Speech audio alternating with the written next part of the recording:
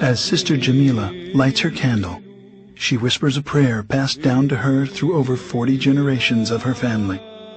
The rising smoke carries her prayer high into the heavens. She is a member of the original Christian church, started almost 2,000 years ago. But what happened to this original church, and where do we find it?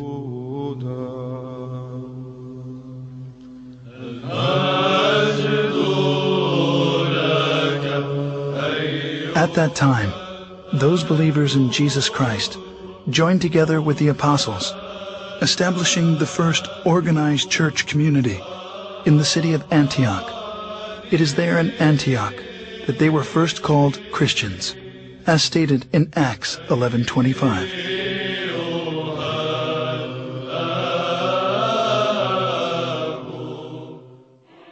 Scholars estimate there are over 2,600 groups today who lay claim to being the church, or at least the direct descendant of the church described in the New Testament. As Christianity has inarguably played a considerable role in our history, it is important to understand the factors which have led to its current divided state.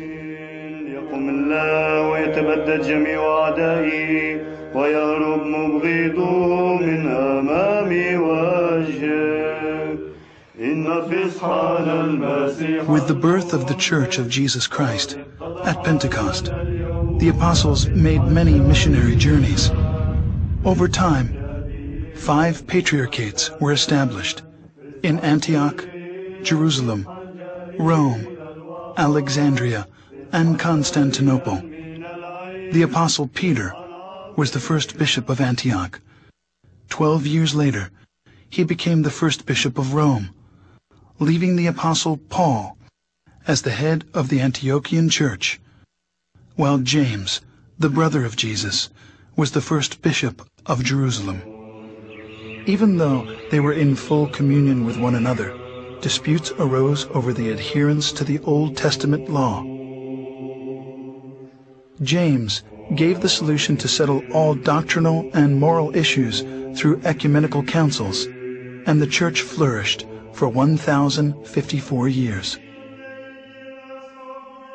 The first council was known as the Council of Jerusalem, as documented in Acts 15. In the history of the Christian Church, we find scores of such councils, establishing its canon laws, which the Orthodox regard as the faith of the apostles, faith of the fathers, faith of the Orthodox, the faith which has established the universe. Heresies, disputes, numerous wars, and much persecution constantly challenged the early fathers of Orthodox Christians.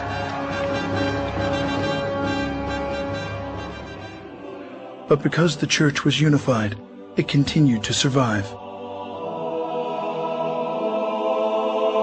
At the Ecumenical Council in 325 at Nicaea, the bishops decided they needed a creed. After much prayer and some 90 years, what's known today as the Nicene Creed was finally written.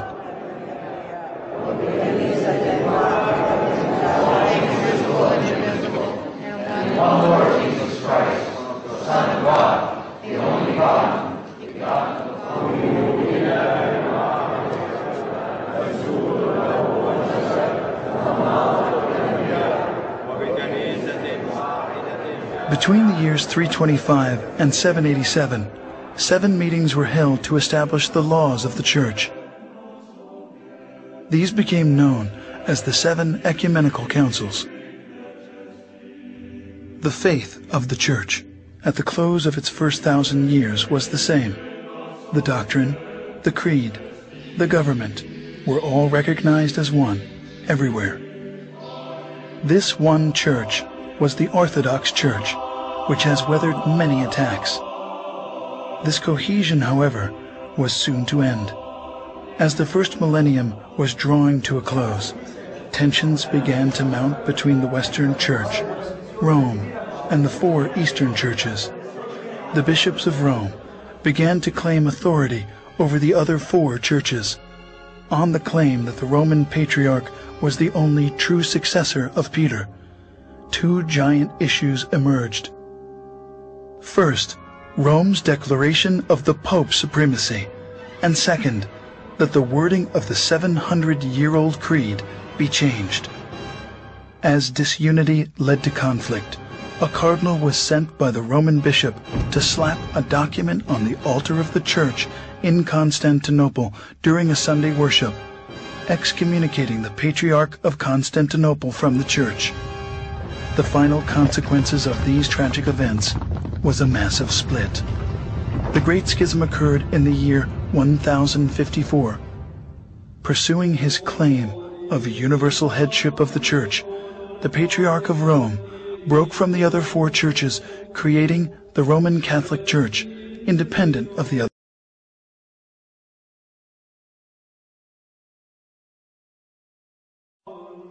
Meanwhile, the four Eastern or Orthodox Patriarchs continued to carry on. In 1517, a little-known German monk named Martin Luther, protesting certain Roman Catholic practices, nailed a 95-point thesis to the door of the Roman Church in Wittenberg. His critique started what is now known as the Protestant Reformation. Fueled by complex political, social, and economic factors, in addition to religious problems, the Reformation spread like a raging fire into virtually every nook and cranny of the Roman Catholic Church. As decade followed decade, many branches of Protestantism took various forms. Different divisions insisted they were neither Protestant nor Catholic, most wanting a less centralized form of leadership. Anyone could start their own church, which led to today's 2,600 different Protestant denominations.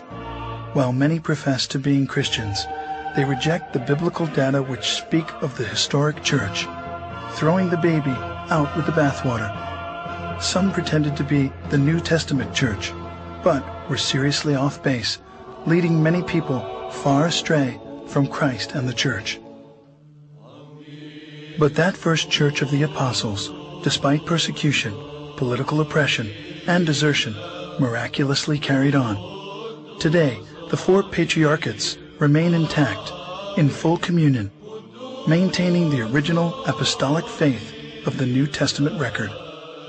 The holiest two Christian shrines, the Nativity, where Jesus was born, and the Sepulchre, where Jesus was buried and resurrected, are still protected to this day by the Orthodox Church. As the 165th direct successor to the Apostle Peter, the Patriarch of Antioch, Ignatius IV, presides on a street called Straight, as is mentioned in the Bible. Patriarch Ignatius IV took his name after the great martyr Ignatius I, who was the third to preside on the throne of Antioch from 67 to 107 AD. Records of Orthodox tradition hold that Ignatius of Antioch was the young child Christ took up into his arms in Matthew 18:3.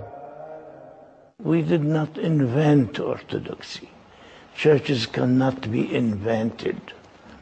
And nobody can make a church. And Christ is the only one who spoke about his own church.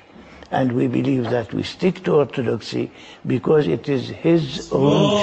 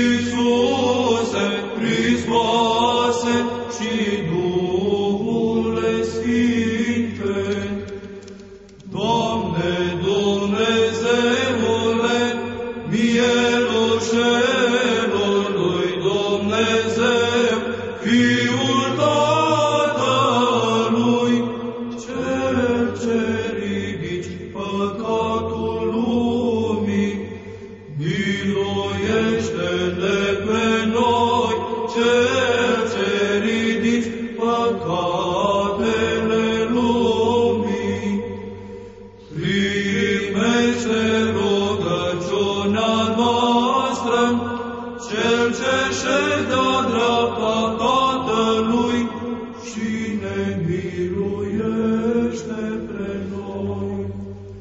Că Tu ești unul Sfânt, Tu ești unul Domn Iisus Hristos, într-o slava lui Dumnezeu, Tatăl Amin.